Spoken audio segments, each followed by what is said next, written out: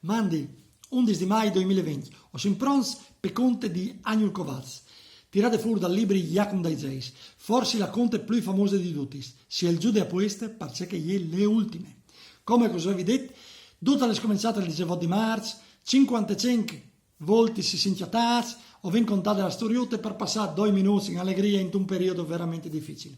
Come stiamo in land verso la normalità, quindi le host anche la sa che le robe e l'eden come candidati. Ho ben arrivato a fare tantissimi robe, sono veramente contento, sono arrivato a tirare su anche terapie intensive dall'ospedale di Udine, quindi ho ben fatto veramente robe enormi, grazie a tutti voi che mi avete supportato e sopportato. Continuate a vedere i profili di compagnie Teatri di Paese, sia il profilo Facebook, sia il canale YouTube. Teatri di Paese, c'è le storiutis e c'è tutte le iniziative che di come in denant o faseremo. E come pronti, via. Tal paese che Jacob malbatteve, quando veniva il perdon, più di qualche volta lo clamava per divertire la int con i suoi sconti, barzelletti e matezze. Che organizzavano e pagavano la giornata del gustà. Jacob Tessagres arrivava in tanti messe grande e quando gli seven, lui era pronto.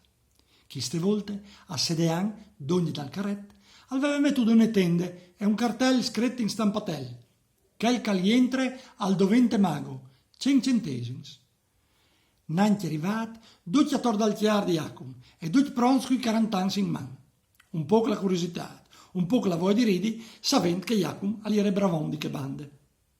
Jacob, da urde tende, aveva preparato una schiatolute col tapon e une buse tal miez. Quel che voleva davanti a mago, aveva di mettere il de buse e poi indovinà c'è caliere in te schiatole. A quel che l'indovinava, Jacob mi dava la patente di mago, un tocco di chiarte con la scritta M. La int e paiave, e entrava, e rideva, e veniva fuori tutte contente con la chiartuta in mano. Il bielaliere, che nessuno al spiava come che stava in le robes. Jacob alla fatta a farons, mai veduto tante int, tutti voleva diventare mago. Ma voi si domandarete, c'era facevi il Jacob 2 ore tende ai magos?